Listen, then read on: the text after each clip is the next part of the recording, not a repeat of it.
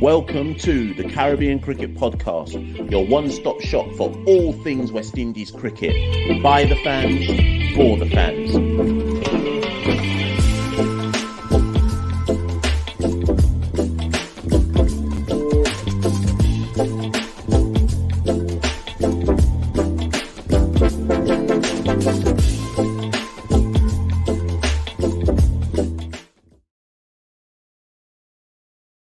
Yes, ladies and gentlemen, welcome back to another Caribbean Cricket Podcast edition, episode, conversation, cuss out, call it what you want. I'm so sorry. People obviously in the chat were like, where is this guy? This guy said he's starting at 5:45 Jamaican time, 6:45 Eastern time, 11:45 p.m. UK time. Basically, I forgot that I was actually in Jamaica. And when I say I forgot that I couldn't just switch on the laptop. And just assume everything was going to be okay. I would be good to go live, people. But here I am now. For those of you who don't know, I am now in Jamaica. If you are in Jamaica yourself and you'd like to do a Caribbean Cricket Podcast, link up, let me know, people. I arrived on the island last night. So shaking off that jet lag, but luckily there was a test match to watch today, and that got me kind of through that helped me recuperate. It was so dull and dry in that first session. It helped me recuperate and get reacclimatized back to Jamaican time. But here I am anyways, people. Here I am. What can we say? Second test match, first day, Port of Spain. India have closed the day on 288 for 4. Virat Kohli, let me just go through the scorecard. Virat Kohli is currently still there on 87 not out from 161 balls. He's more than likely going to score a century tomorrow and go bigger. Ravindra Jadeja, 36 not out from 84 balls. And the people to go, Jaiswal was the first to go on 139 for 1. He went for 57. Bowled Jason Holder, caught Kirk McKenzie. Was that like a short third man? I can't remember short third man. I think it was something like that. Anyways, next to go was Shubman Gill. He didn't last long. Kimar Roach bowled one in the channel. Shubman Gill was a bit loose, played at one. Could he have left it alone? He was on that kind of corridor of uncertainty, 4th stump, 5th stump line.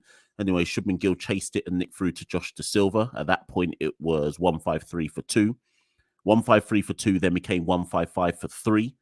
When Rohit Sharma was bowled by a beauty from Jamel Warrican. Jamel Warrican got one to grip slightly, turn slightly, peg back Sharma's off stump, and Sharma was gone for 80, a well-made 80. And then the 4th wicket fell, Ajinkya Rahane. He fell, 182 for 4. The score was then Shannon Gabriel probably bowled the quickest delivery of the day. Rahane could only inside edge onto his stumps. And the stump went cartwheeling out of the ground. And that's why you have someone like Shannon. That's why you have someone like Shannon Gabriel in the side, because of that extra bit that he can give you.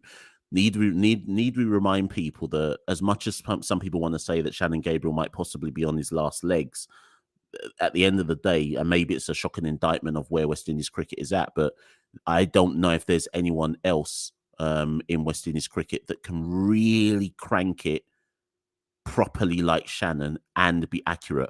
I know some of you are going to say Alzari Joseph, but I actually think Alzari Joseph is still a tad wayward, whereas Shannon for me is still the quickest bowler in the region. It's just that he can only do it in very, very short spells. So anyway, Shannon got the 4th. At that point, India were 182 for 4 after 50 overs. So basically, it was a 20-over spell in the second session of the day where West Indies were on point, in essence. And I think if I remember rightly, that second session, let me just go and find my stats. I think that second session, which West Indies won, the first session of the whole test series that we've won, I think India only managed to accumulate 60 runs and they lost 4 wickets in that second session. So should we go on to lose, which is 99.9% likely, we can at least say that in this test match, there was a period of play where West Indies were very, very good. And I know some of you will be like, that's such low hanging fruit to kind of hang our hat on and basically say, oh, we can only hang on to a session that we won. But such is the gap between India and ourselves that unfortunately I do think that's where we kind of have to look at the kind of nature of our performance. Can we win a session? Can we then build on that session, and so on and so forth? I'm gonna obviously get into your questions in a bit. I'm just doing the kind of preamble at the start of the show, just to kind of, for those who didn't see the test match and kind of just want a bit of a synopsis. So yeah, where was I? So India ended the day on 288 for 4, but we have to remember as well, West Indies won the toss and put India in. And for me, that's the biggest L of the day. I'm sure and in fact, Shannon said it in the post-match comments I think he was interviewed by Badri. I think it was Badri, maybe it was Ganga, one of them. But Shannon was interviewed by one of them, and he said at the end of the match, yeah, we opted to put India in because we thought the pitch was going to do a bit more. Fine. If that's the party line that West Indies are going to have, I'll accept it. But there is a significant part of me which wonders, did they put India in because they're almost perturbed about what happened to them with the bat in the first test? Remember, 150 all out, 130 all out. Was that just playing on their mind? Were they always going to put India in no matter what? Do you not get where I'm coming from? Obviously, that sounds silly, and I don't want to assume that they were scared to bat. But put it this way, Rohit Sharma said at the toss, if he had won the toss, he said, well, we were going to bat. So India got what they wanted. West Indies put them in. India wanted to bat anyway. And India ended the day on 288 for 4. You put any team in the situation that India is in, and you'd say that's India's day. They certainly won 2 sessions. We won 1. It's India's day. And you have to, like I say, you have to go back and look at the decision to insert them and say, was that the wrong thing to do? Or because we're so brittle with the bat, do you understand why they did it?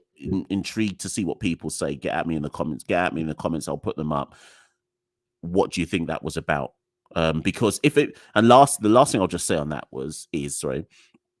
if it was about, there's a bit of moisture in the pitch, we think it's going to do a bit in the first hour. Well, at the end of the first session, India were 123 for none. So if we thought it was going to do a lot, for those of you who watched all of that first session, how long into that first session did everybody react like me and be like, boy, nothing ain't happening today? Because if you look at, they brought Jamel Warrican on after 10 overs. Jamel Warrican bowled the 10th over. And as soon as I saw Jamel Warrican come on to bowl the 10th over, I was like, what on earth is going on? We opted to put them in, and Warrican's in after 10 overs. I'm not saying that there was no merit to that decision, but I am saying that if you thought this was a bowling wicket and if you thought it was going to do a bit, why has Warrican got the 10th over? The 10th. I don't know, man. And that's all of that leads me to just believe we were shook to bat. And we were so shook to bat that we just said, you know what, let them man bat first. Because if India bat first, there's a greater chance of this match lasting longer than if West Indies bat first. Because if we bat first, India bat once only, and then they bowl us out again and they win by an innings, whatever. Then there must have been all of that kind of just going on in their heads. But anyways, that's the essential synopsis. I'm going to take some questions. Maybe I don't know if I'm going to go live, people. I'm on Jamaica internet.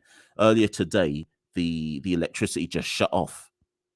I'm in Mandeville, so certainly in Mandeville, electricity went. So I'm mindful of doing a live show in Jamaican conditions. Electricity could lock off any minute now, and you lot are wondering where I'm gone. So I don't know about calling, I'm thinking about it, but it's risky business out here. I'm lucky water's still on at this moment in time. But yeah, just some other kind of takeaway points from the match today in terms of the bowling figures. Kimar Roach, 13 overs, 1 maiden, 1 for 64, went an economy of 4.92. Alzari Joseph, 15 overs, no maidens, none for 72.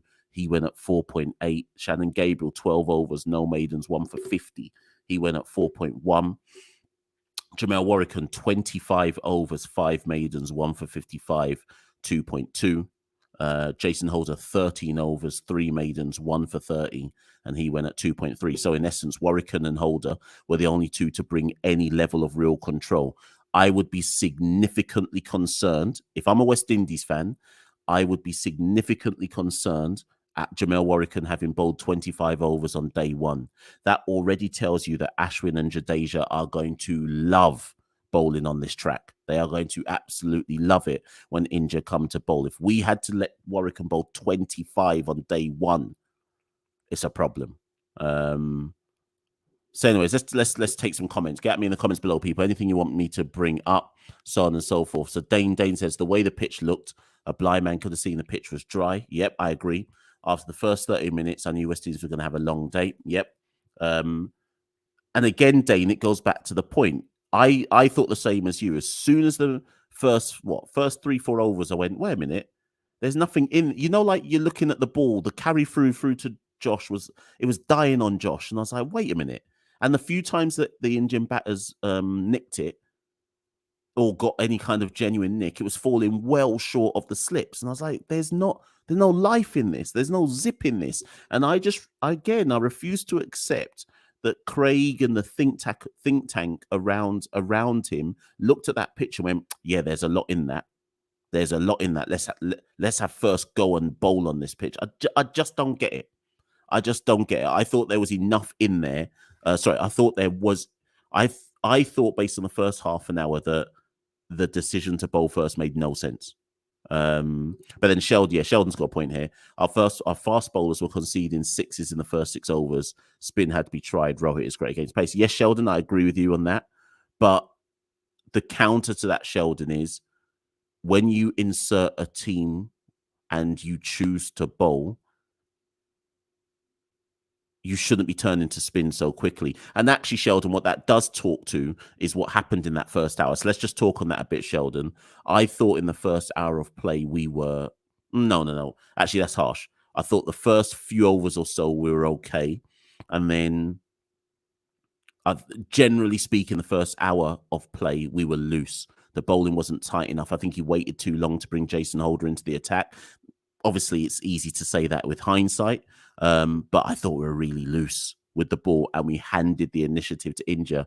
I need to go back and remind myself, but I swear by lunchtime, India were going at something like 4.5 runs per over on what, like, don't get me wrong, the pitch was one to bat on, but it shouldn't have been a 4.5 runs per over pitch. So I think we were really loose with the ball. And given we chose again, and I stress, we chose to bowl, and yet we were really loose. It's poor, man. It's poor. Let's see what other people say. Demo says Craig wanted the test to last more than 3 days. Rohit said we'd be batted anyway, so clearly he knew that. Yeah.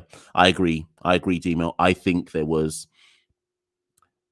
If you were a Dominican, or anybody for that matter, who went to that first test, you were shortchanged. And I just wonder if there was an element of the West Indies team also thinking we can't shortchange the public. We can't bat first, get skittled out, India bat for a day and a half, then we get skittled out again, match over inside 2 3/4 days, 2.5 days. I just wonder if there was an element of we owe it to the public to make this match last longer than 2 3/4 days. Sounds silly, and I'd like to think that's not the reason, but I just wonder if that came into play. iFlame14 says we bowled too full. Yeah, I'm intrigued to see what other people's comments are. I just thought we didn't bowl a consistent line and length. And again, I go back to what Shannon Gabriel said at the close of play. Shannon said this is a pitch where you have to be patient. You have to put it on that same spot, ball after ball after ball, and test the patience of the batters. Shannon said there's not much in this pitch. Famous last words, because wait till we bat, right?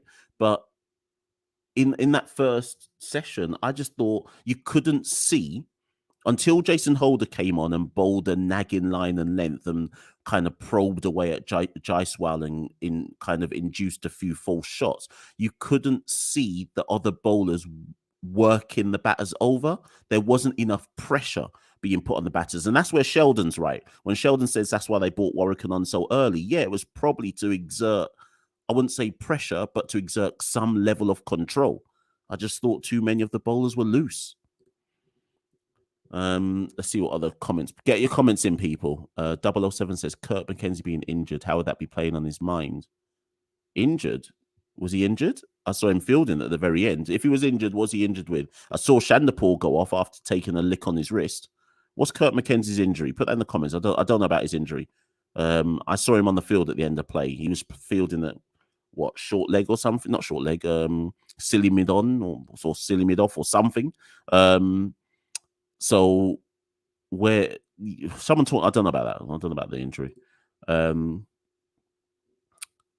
When will the fielders take or hold on to the chances that Joseph created? So I said this in the Discord group earlier on. I know lots of people have said that there were lots of drops off Alzari Joseph during the World Cup qualifiers, and there were. But I just want to contend with this, and I want to see if anyone agrees with me. I actually think that Alzari Joseph is looking undercooked at this moment. And that, by undercooked, I don't mean he's not fit. By undercooked, I don't mean that he's not ready. By undercooked, I mean I don't think he's at his best. I felt it all the way through the World Cup qualifiers. I thought he bowled under par in the World Cup qualifiers. Even with all the drops, I thought he bowled under par. Given that think about how Alzari Joseph has been in the last year prior to the World Cup qualifiers.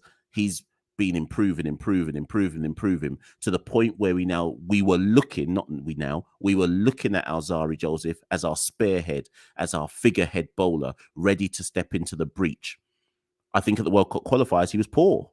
Yes, okay, he took 8 wickets at 32 and he had tons of drops. I don't think he was that good, though, over the piece. I thought he was too inconsistent. Granted, he didn't have much support. I think in these first 2 test matches, he missed the last 2 games of the ODI World Cup qualifiers. They flew him back early. Similarly, I don't think Alzari looks in top nick. I actually think he looks slightly off it. That's my personal take here. And it links brilliantly into what O'Shane has said here. He's overworked. I think that's the issue as well. I actually think Alzari is... I say undercooked. He's overcooked. I shouldn't have said undercooked. I think he's overcooked. He looks like he needs a long rest. Alzari Joseph, remember, is one of our few all-format players. We rest Jason Holder a lot because he's an all-format player. Alzari Joseph looks like he needs a long break from the West Indies team. Not because he's bad, but because I think we've just overplayed him. What's anyone? Get me in the comments below. Does anyone buy that? It's been nagging away at me. I felt it during the World Cup qualifiers, and I felt it again during this test. I was like, boy, this man needs a break. Let's see what other comments we got. Marlon Wilkins says, Mash, why don't West Indies play subcontinent nations on the more lively tracks in the region and play against teams like on the... Marlon, you see the problem with what you're saying there, Marlon? It makes too much sense. It makes too much sense, Marlon. I can't even answer that question because it makes sense. Not every other, but most test nations prepare tracks to, this is a phrase I love to use, to accentuate their positives and hide their negatives, right? You see, when West Indies beat England last year, it was only last year when we won that series 1-0. We basically grinded out draws in the first 2 test matches. Was it Barbados and Antigua? And then one in Grenada, right? Those pitches were low and slow. There wasn't much life in any of the tracks, and it accentuated our positives in so much as it allowed our players like Craig and at the time Nkrumah Bonner to just play grind ball. That's our positives. Why are we not creating tracks to accentuate our positives and hide the negatives? So that's why we're so angry about what happened in Dominica. We created, or the Dominican pitch, the grounds people curated a pitch to suit the opposition and expose our obvious flaws. I would love to believe, okay, jury's out still until we bat. But do you know what? If this pitch or track in Trinidad continues playing like this throughout the whole test match, then here comes, you're about to be shocked what I'm going to say. If this track looks like what it currently looks like to me, then West Indies are supposed to at least put up a good first innings score. I'll accept that we might collapse in the second time we come round to bat, but we should at least put up one innings where we put up a good score, because this track doesn't have that much in it. It doesn't make for interesting cricket. It doesn't make for exciting cricket, but it does hide our flaws if we produce tracks where basically they're close to being roads because there's nothing. The tracks really aren't offering much for the bowlers. For anyone who remembers, when was it? 2021. Does anyone remember that series we played against Sri Lanka at home, where we basically played on 2 roads in Antigua, and the wickets couldn't do anything, right? There was nothing there for any of the bowlers, not the Sri Lankan spinners, not the pacers, none of our bowlers, and everybody was just scoring runs. Hear me out, people. I'd rather we play on that than play on stuff that suits the opposition. Just because, sorry, I've got things sticking to me. How are we going to improve until we create tracks that mean we can't lose? And I know that's boring cricket, and everyone's going to say Bazball, you got to make Test cricket exciting. But what do you want, people? Do you want to see West Indies just lose all the time, or do you want to see us create tracks where there's unlikely to be a result, but we can at least learn to not lose? Like, it's a bit of a confusing argument I'm making here, but you get where I'm coming from. You've got to create tracks that accentuate your positives and, as best as possible, hide your negatives. Right about now, anybody playing West Indies in West Indian conditions might as well be playing in their own conditions. Sheldon makes a good point, though. Sheldon says, where is it? Queen's Park. Oh, that's not Sheldon. Sheldon says the Queen's Park Oval is a place where you can go from 100 to none to 150 to 10. I agree with him. I agree. As much as I'm saying Virat should and probably will score a century tomorrow, don't be surprised as well if India go from 288 for 4 to 365 or 370 all out. But if that happens, well, boy, what's going to happen when we come to bat? Fireball says, boring. I'd rather play boring cricket than get all out at 150 and lose badly. Yeah, 100%. Let people put your hands up. I haven't given you a hands up emoji, but put your hands up. Who enjoyed that England series last year when we beat them 1-0 in that 3 test match series, right? By the time that test match series was over, we were all celebrating and saying, yeah, we gave England a lashing. We beat a team that's ranked higher than us. We still got a bit of life left in us. Everyone forgets that the first 2 matches in that test series were boring as hell. The tracks were flat, but it meant we were still in the series. And by the time we came to Grenada and put up a track with just a tiny piece of life in it, we rose to the occasion. I'd rather watch that than watch us just get folded because we create tracks which help the opposition. That's not doing anything for West Indies fandom. Yes. Should I do a call in? Boy, Jamaica internet's not going to hold up, you know. Let me put I'm going to do 2. I don't even want to do a call in. Let me do it though. I'm going to put the link in the chat, people. This is supposed to be a short live. Let me put the link in the chat. Watch everyone try and jump in now. By the way, Demo, if you're in this chat, now I'm actually in the Jamaica time zone. I can actually come on your show and not say to you that I can't do it because it's 1 o'clock in the morning in the UK. So hit me up, Demo, and I'll come on. Here we go. Here's a link. Okay, let's see who wants to come in on the live, people. There's a link. Thank you to Javon, by the way, for the super chat. Any little bit helps people. Gio in the Discord chat. If you lot don't know about the Discord group, that's how we keep things going during the course of a match. We just sit there and cuss all day long. But it's almost like group therapy as you watch West Indies lose a match, because we're all there knowing that we're all watching it.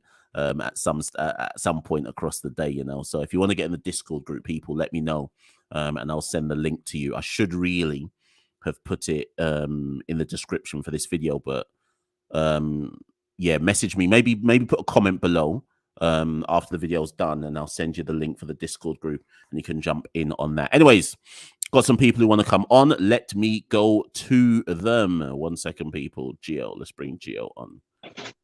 Yes, Gio. Hello, Max. How you doing? I'm good, man. I'm good. You enjoying Jamaica so far?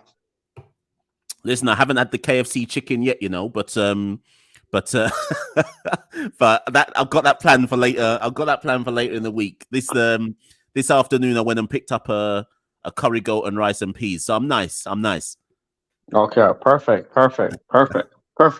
Perfect. Back to the game. Like I was, I was like kind of surprised. I don't know if you realized, but I posted the pitch report like 2 days ago, and I Mm, was like, "Where is the grass at?" Because normally that's an ODI pitch, There's like mm, no grass on it, and it's like, to me, I know that everybody wants to watch like boring cricket, like sometimes West Indies like grind out, but sometimes like to me it's like I just need like some like at least just put a little life on the grass. You know what I mean? Like give us something to cheer about.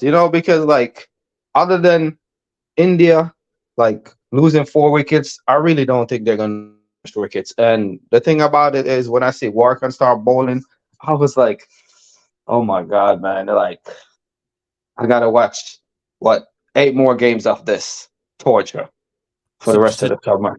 so, Gio, let me ask you something. Given that you saw what the pitch was like, or you saw what the pitch looked like 2 days out, never mind what it looked like today, why do you think Craig chose to bowl? What I think is, I think he was just afraid of embarrassment. That's the reason why I chose the bowl, because that pitch is screaming bat first, bat first, bat first. That's what that pitch is screaming. Because I think really and truly what happened is the curators was like, you know what? We're gonna give you a pitch just in case you win the toss, you're gonna bat first. And because like normally if you generate bat first on a pitch like that, you're gonna get the best conditions.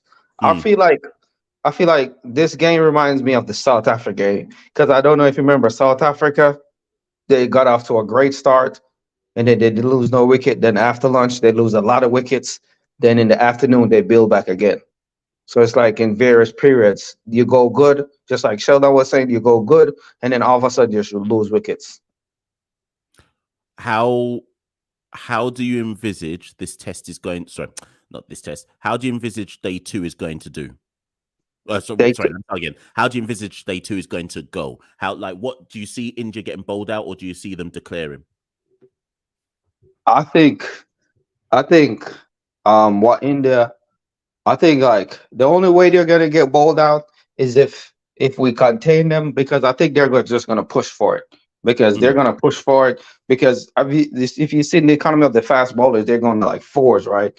So I think that if they get around, say around like say almost 350 with only like 2 more wickets down or 1 more wicket down, I think they're gonna try to get 500 and just bat once and just wrap it up after that.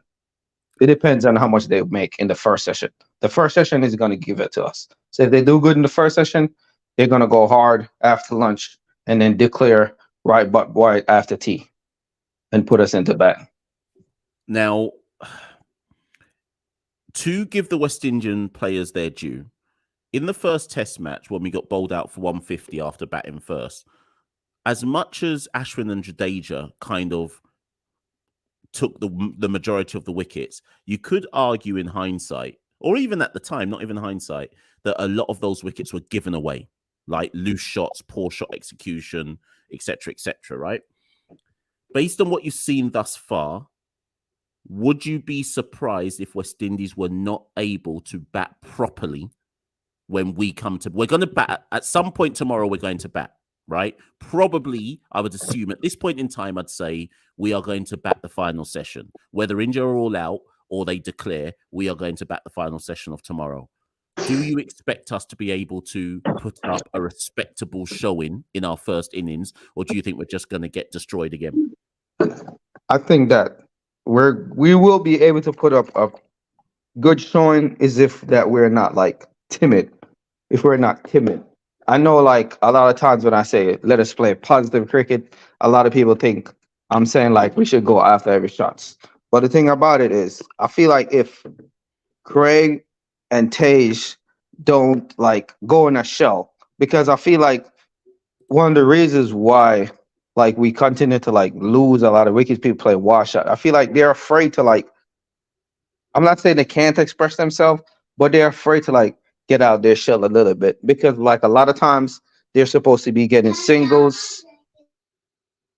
They're supposed to be getting singles and they're not getting singles. Like I don't know if y'all was seeing it or people in the chat was seeing it. Like a lot of times the reason why we can't really bowl at them too good is because as many as they get a loose ball, they put it away and they turn twos into threes and ones into twos, and they run like quick ones. So it's always putting pressure. So because we don't put pressure on Ashwin and Jadeja, they're gonna just bowl at us, right? And a lot of times our players, we like to play on the back foot, and we can't be doing that to Jadeja Ashwin because they're just lining up. We're just sitting ducks. So because if you remember last game, the only reason why Blackwood got out or Athens got out was because they played like too loosely. Because after Blackwood had got in, he had a good partnership with Athens and he was putting pressure and was scoring a lot of runs. And then they were running between the wickets. So I think that is the best way to go. Maybe see off the new ball for the first like 5 overs.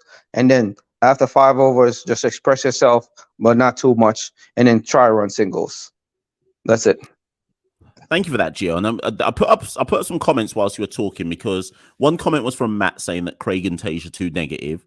Then we got Supernova 22 saying, I don't have a problem with Craig and Tage's methods, because when Craig doesn't score big or set a foundation, we're going to collapse anyway.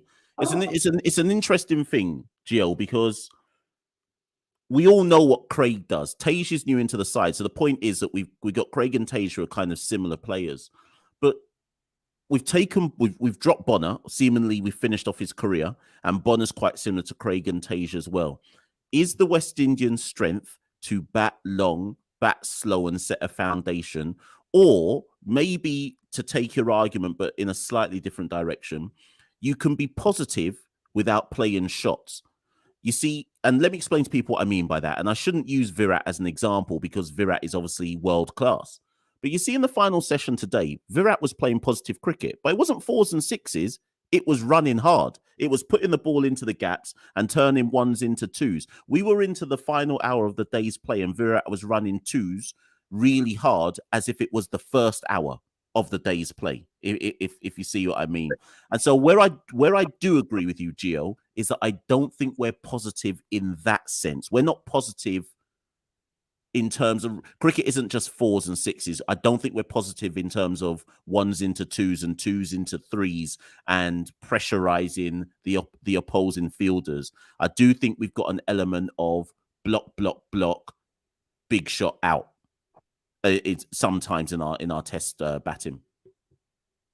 Yes, and I totally agree with that because, like, a lot of times, are you hearing me?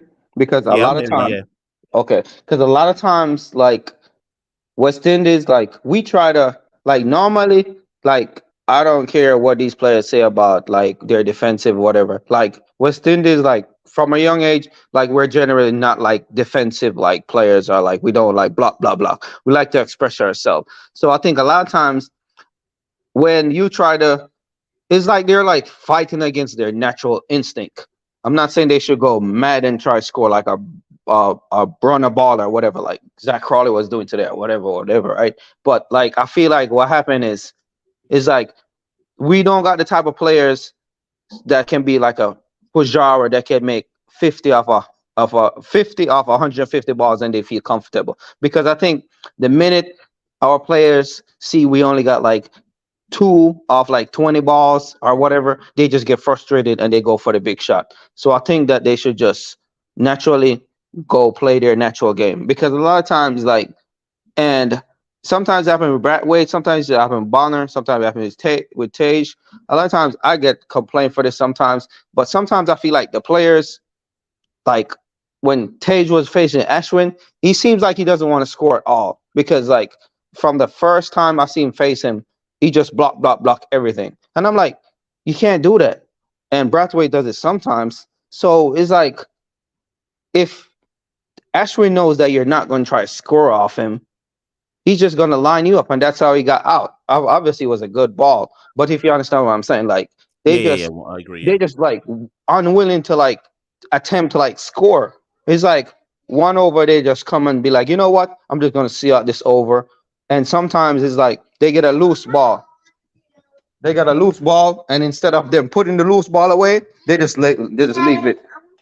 They just leave it. As you can see with Ashwin, or like before, I don't want to take up everybody's time, but it's my last point. Like the minute we bowl a loose ball, it get destroyed. It get put away. And West Indies, we do not do that. So the bowlers know They can bowl bad one spell and it's not gonna put away. I think the same thing that happened with against us in South Africa too, with Elga and Markram. Like every loose ball they were just latching onto. So if I'm a bowler and I know that you're not gonna try to score at all, it doesn't matter if I bowl a bad ball or a loose ball, you're not gonna put it away. So the players, so the bowlers, they're not afraid to bowl any way to the West Indies. We, on the other hand, we gotta bowl them carefully because we know anything loose, they're gonna put away.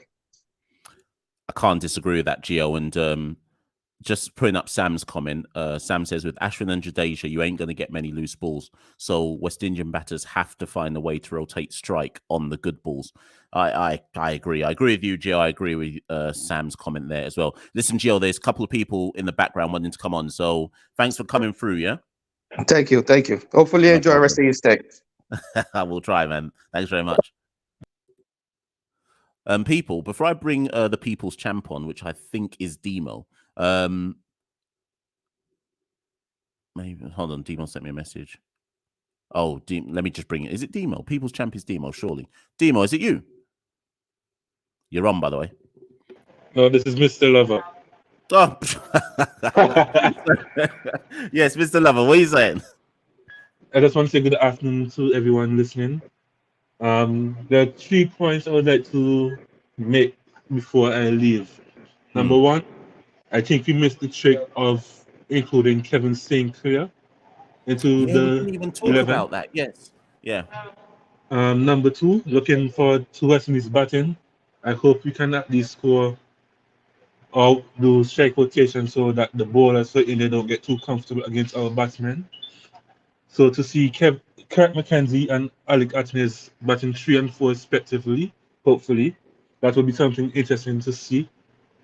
And the fact that Sir Ian Bishop and Sir Curtly Ambrose were saying about strike rotation and comparing how Virat Kohli and the West Indian batsmen run between the crease and West Indies players, that is a bit disheartening. So I would like to see we work on something like that for our batting. And as it relates to the bowling now, I'm going to have to give Jamel Warrington some props because he's been holding it down, although I wish he was more attacking. Yeah. Thank you, Mr. Lover. Sorry.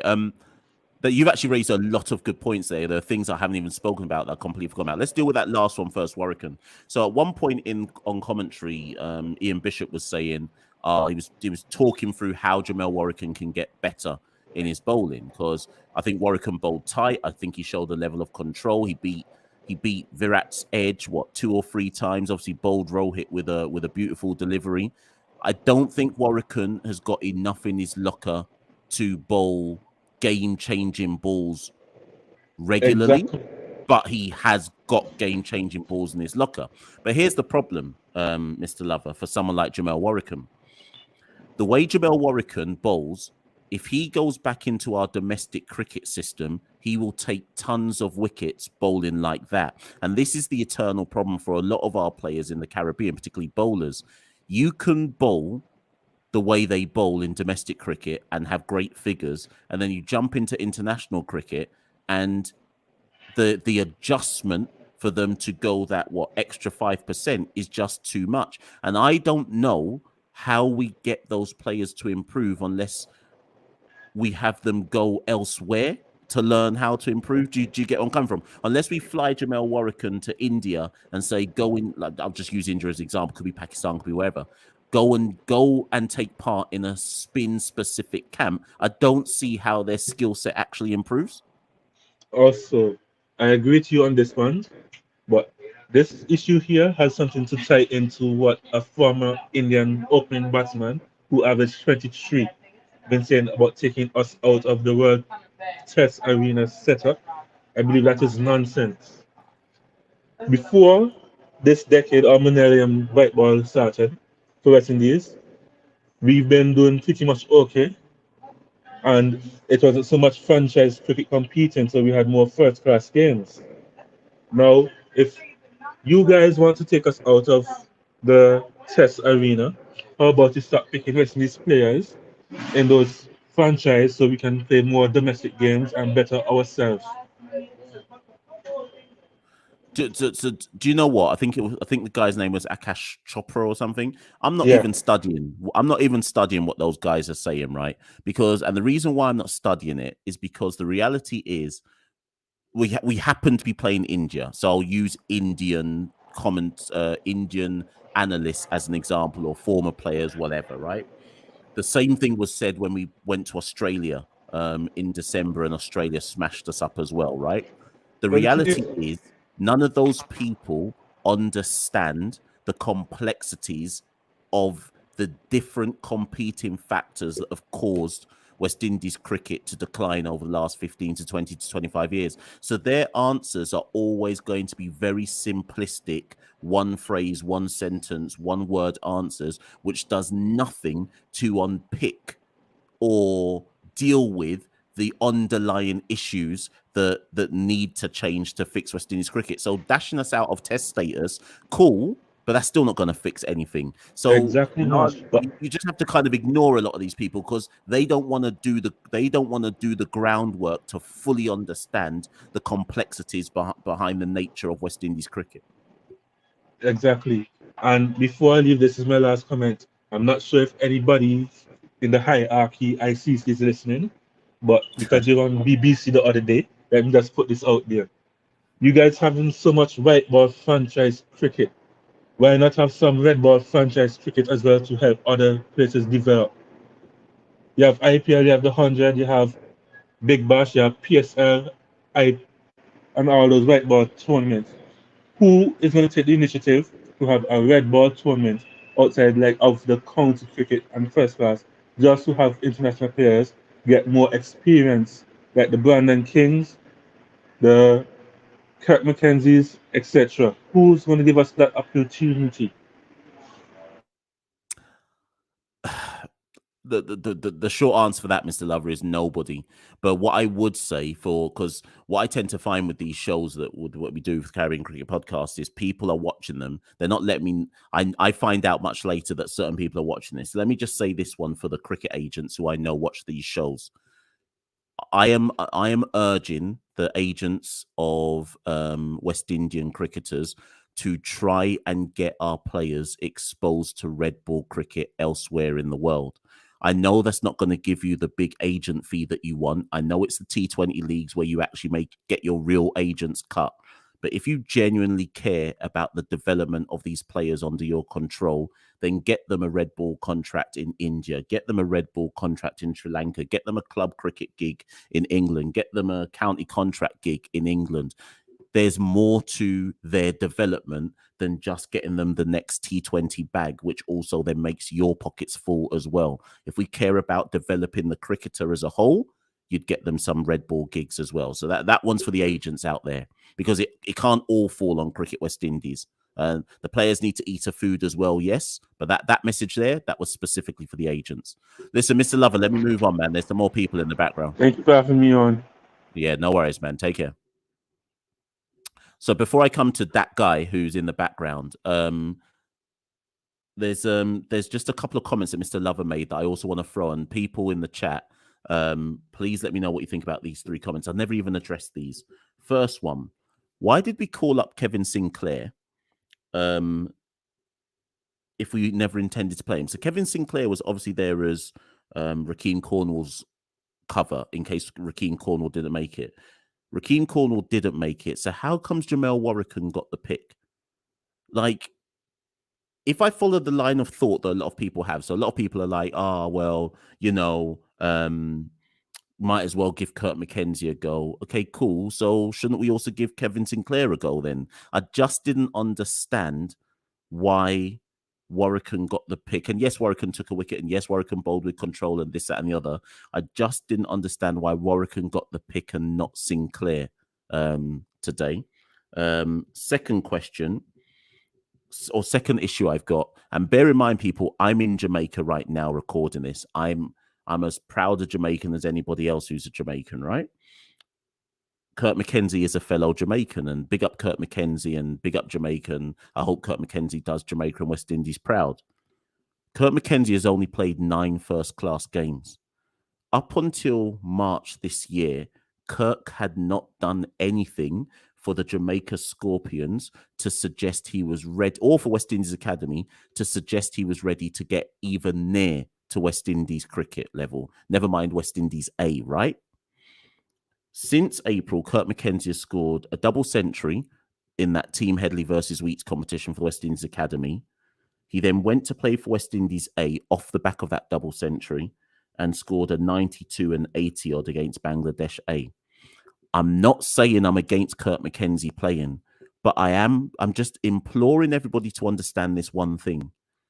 What shape is our cricket in if a man can go from March 2023 not even making really and truly the Jamaica Scorpion squad, and certainly not cementing his place in the Jamaica Scorpion squad, to getting a double century for West Indies Academy, 250s against Bangladesh A, and pretty much the consensus in the Caribbean has been, yeah, he's ready. Just pause and just understand what I just said. Where's the logic in that? And I'm Jamaican. Big up Kirk. I hope Kirk does well tomorrow and on day 3 and whatnot. There's no logic in that, people. Come on, people. We need to stop this. We need to stop this argument where it's like, well, might as well just give youth a chance. Yeah, I'm all for give youth a chance. But surely you've at least got to do what Alec Athanaze did, which is score centuries, 50s, 50s, 50s, 50s, centuries, 50s. Like he did it for a long period of time. You men are saying to me in the comments, yeah, Kirk's ready. This is his time. No, I don't understand. How? And if you ever wanted to know where West Indies cricket is at right now, it's that people are prepared to say, yeah, might as well give Kurt McKenzie a go. That's where we're at, people. That's where we're at, that we're trying to justify that this makes sense. Meanwhile, Nkrumah Bonner got dropped for averaging 38 in Test cricket.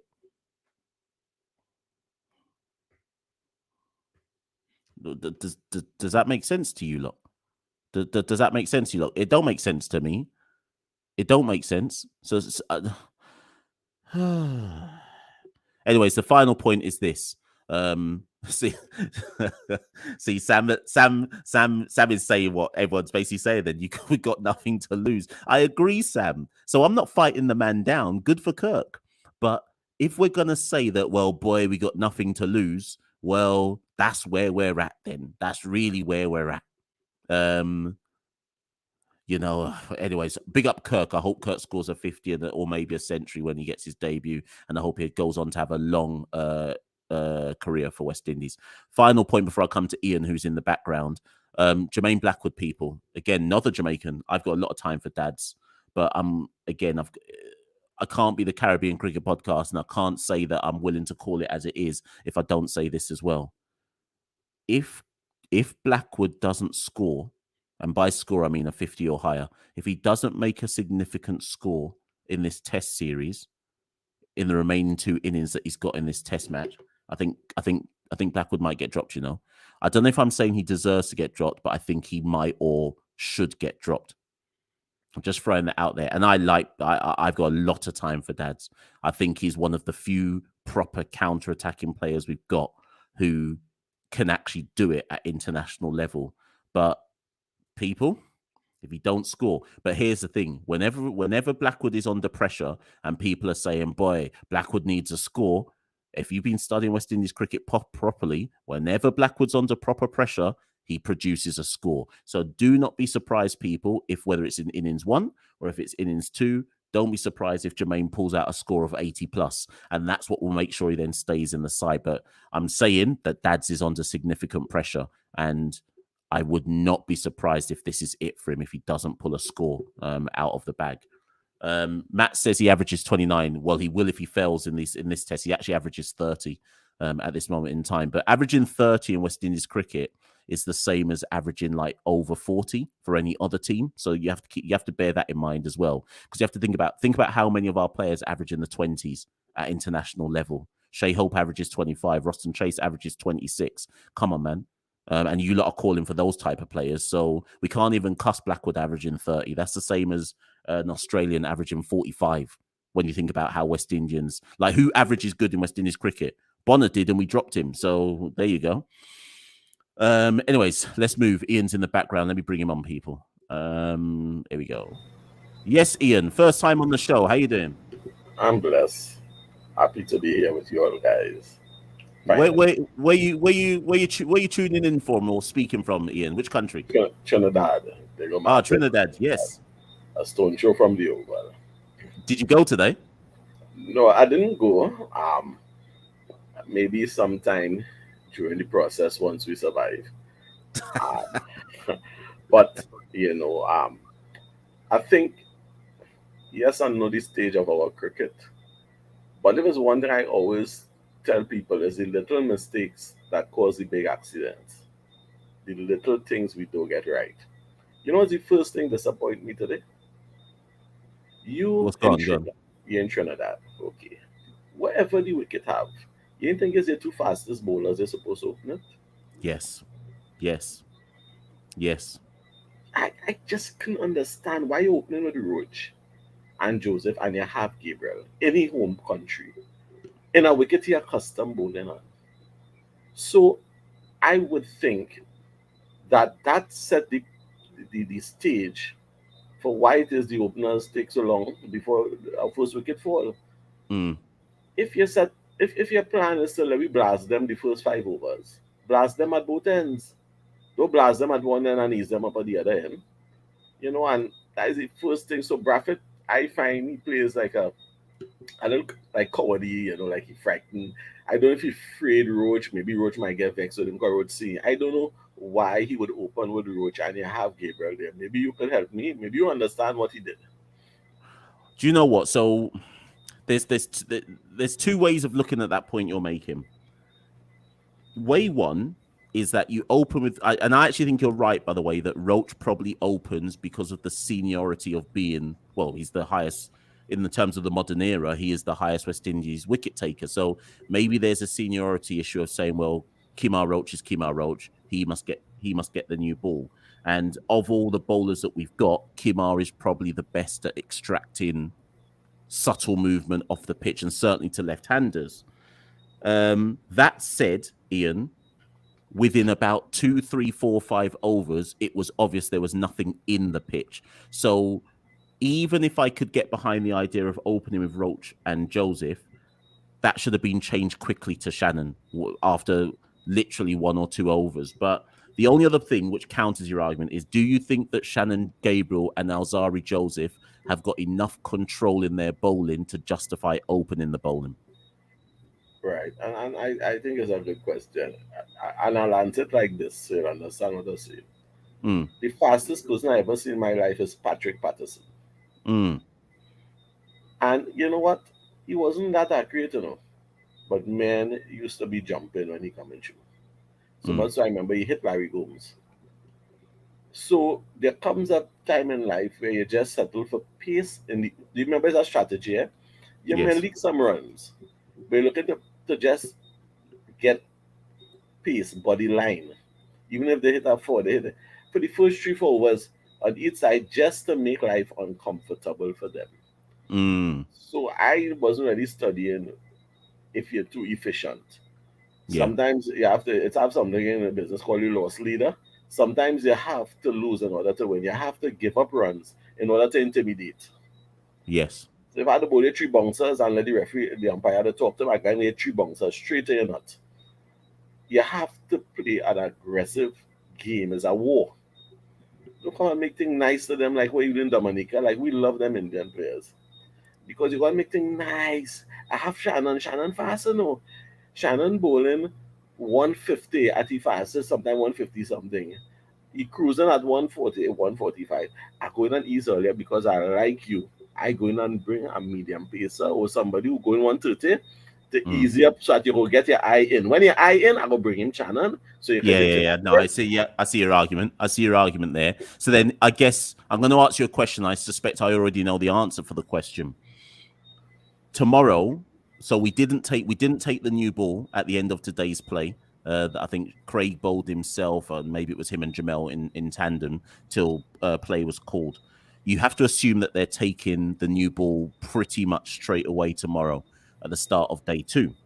Um, are, are you saying the same thing then? You go straight to Joseph and Gabriel tomorrow at the yes. start with the new ball? Correct. Atmosphere, new goal. You have to fight.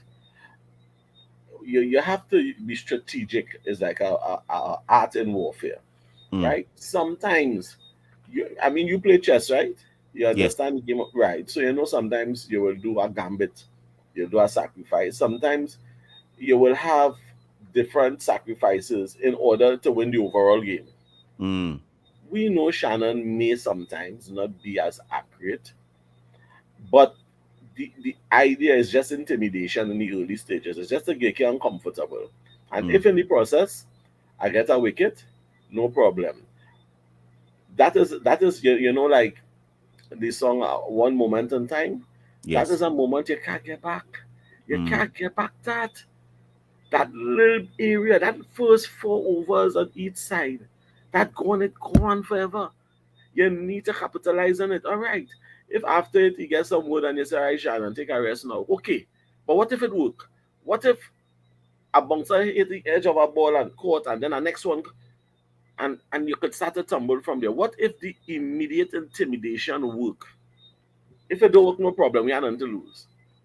Do you know what? The more you've articulated your argument, the more I'm in full agreement with you. And actually, what makes the decision more bizarre is Shannon, until he had his injuries, would normally be our opening bowler anyway. If you go back 2018, 2019, etc., it was Shannon and Kimar with the new ball. So it's not the argument to hold Shannon back doesn't hold weight when you consider that Shannon has historically been West Indies' new ball bowler. So really, the question is why? Yeah, I guess it's a seniority thing, Ian. I And guess that, it's not wanting to say to Kimar Roach, you aren't our new ball bowler anymore. Do you think I'm right, or do you think that's not what came into it? well, if you're right, I would be petrified, because if that is so, we worse than we thought. Um, I know, so honestly, because if my thing is, don't pick Gabriel if he not fit.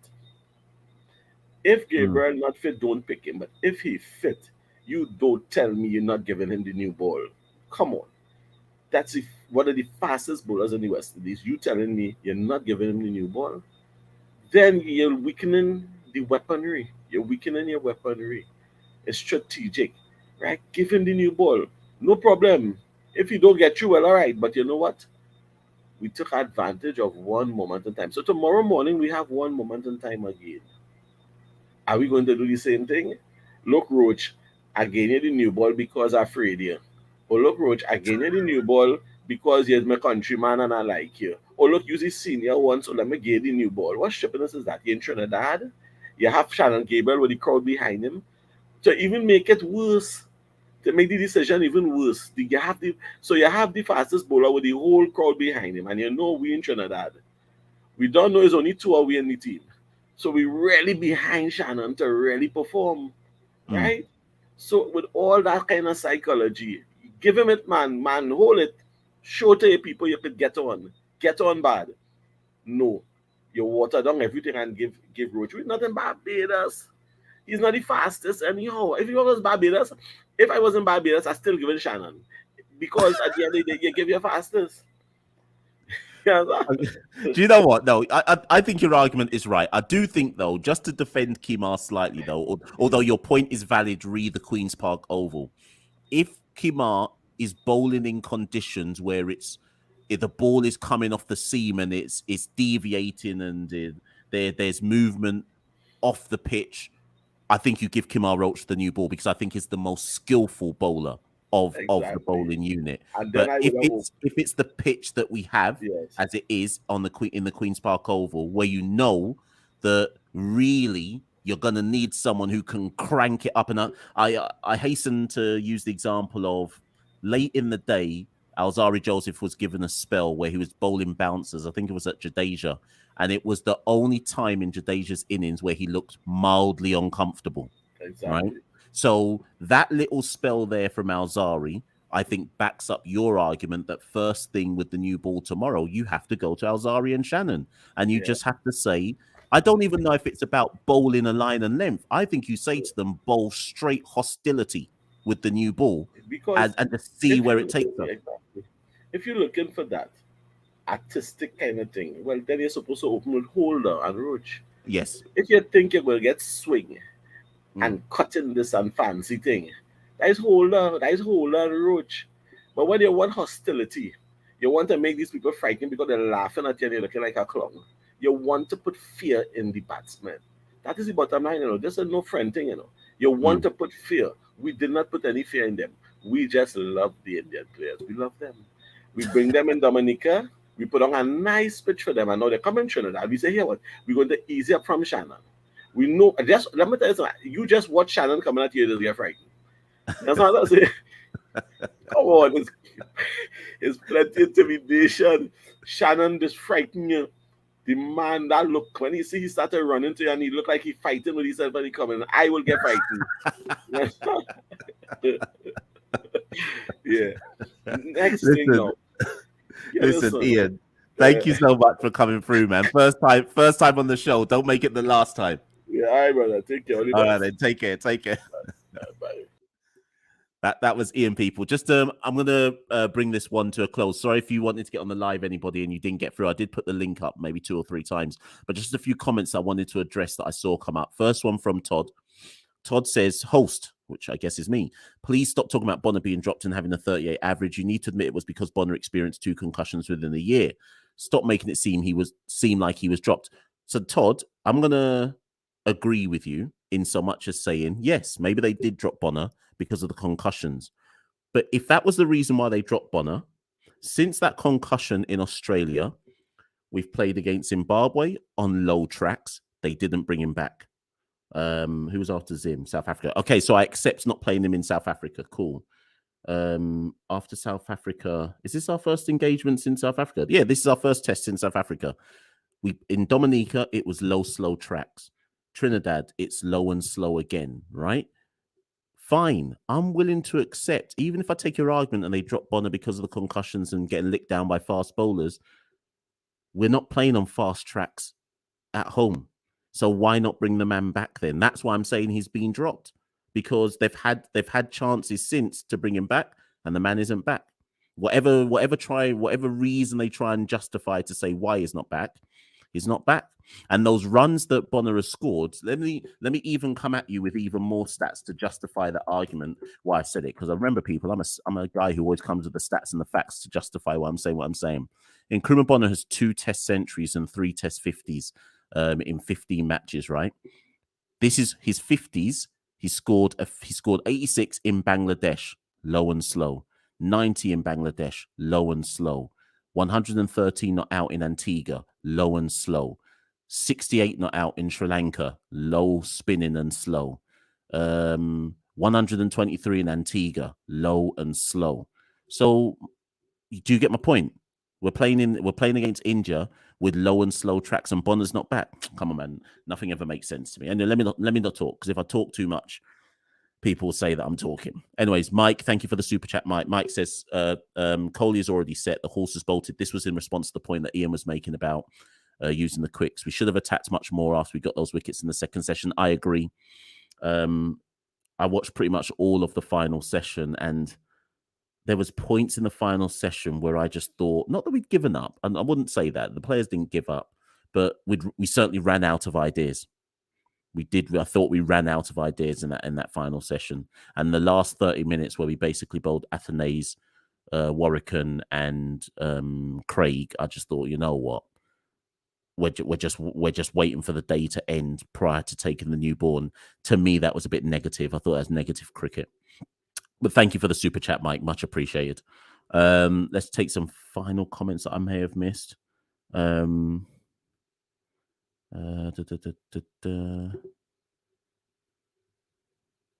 think that might be everyone. Yeah, I think that's pretty much everyone's comments, people. So I think I'll probably bring the show to a close here. Thank you, everyone who came on the live. Gio, Mr. Loverman, Ian for his first appearance. Was there anyone else? I can't remember. Thank you for coming on the live, people. I think now that I'm in Jamaica, and because I'm in Jamaica for the next 2.5 weeks or so, and certainly in the Jamaican time zone, it's much easier for me to do these lives and make them call-in sessions. Obviously, for those of you who are regulars of the Caribbean Cricket Podcast, normally we're recording these when it's like 10:30 at night, 11:30, midnight in the UK. And by that time, all I'm thinking about is bed. But now I'm in the Caribbean time zone. It's much easier to get people on the show and keep these going and so on and so forth. So I'll try and do one of these after every day of the test match for however long it lasts. I'll try to get loads of you on the show and so on and so forth, because let's make use of the time that I'm actually in Jamaica and in the same time zone as the majority of the people who listen to the show. So big up everyone. Demo, send me a message, man. If you're doing a show, send me a message. Let me jump on your show, man. Gonna try and I've been promising to do it for ages, so just send me a message and I'll jump on when you're ready, bro. But yeah, thanks everyone for joining on the show today. Keep following the Caribbean Cricket Podcast, rally around the West Indies. If you want to be in a Discord group, drop a comment below and I'll send you the link in the comment below. Join the community we've got over there. We talk all day during the course of the test match. We keep each other company so that even when West Indies are losing, we're still there rallying. We're still there rallying, trying our best to support. But thank you as always, people, for following the Caribbean Cricket Podcast. Lock in for day 2, and I'll see you again tomorrow evening. Peace. We rule the cricket world. Now the rule seems coming. Welcome to the Caribbean Cricket Podcast, your one-stop shop for all things West Indies cricket. By the fans, for the fans.